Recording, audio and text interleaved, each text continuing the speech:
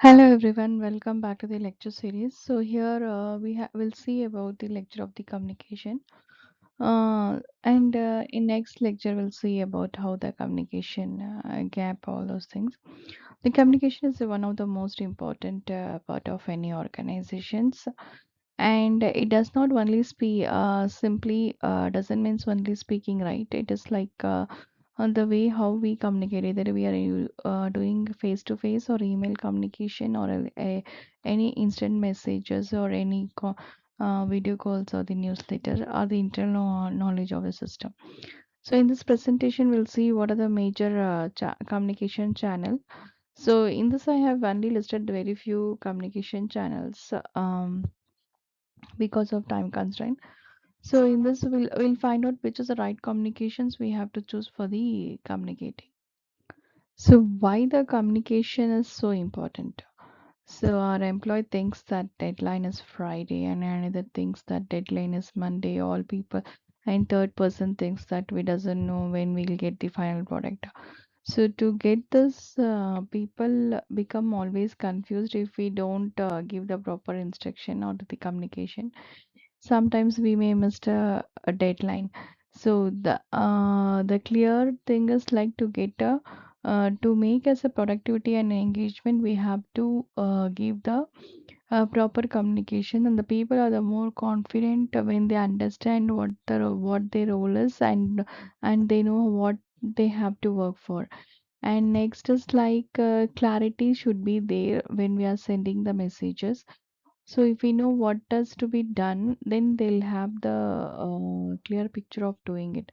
And next is that the trust and culture, that when the leader is openly share the information, the employees are allowed to ask the question, and problems are discussed without fear.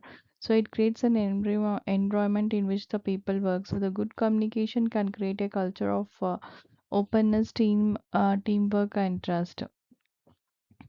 So now, why the communication matters? It's look like a first major communication is like a face-to-face communication.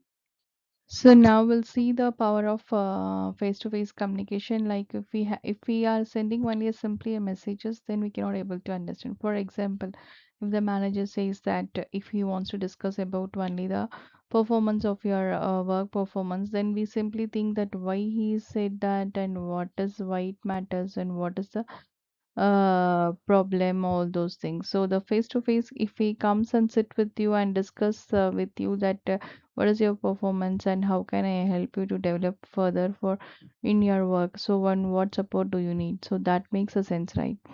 So another thing is like when we have the face to face communication, then this is a normal non-verbal communication, which is the uh, when we have a contact of your eye contact on our facial expression is simply says that with your based on your tone, eye contact, body language, it is simply like this is a format of an information, and we understand it, right?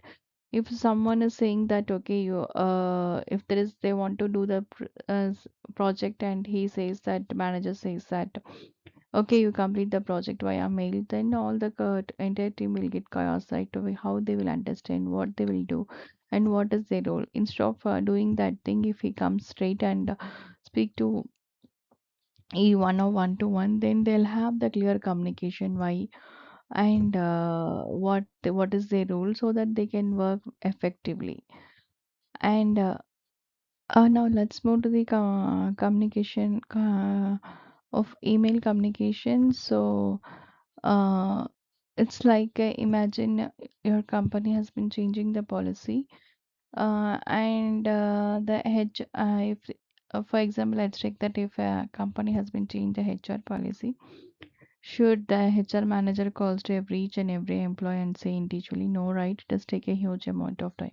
Instead of that, the company can send the official email that what are the policies has been changed and when they will officially announced.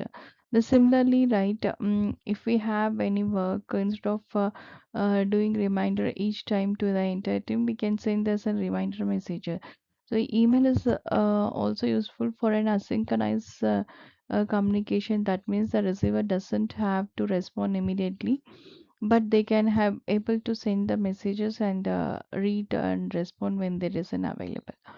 For example, like imagine receiving, we need to talk about this, right?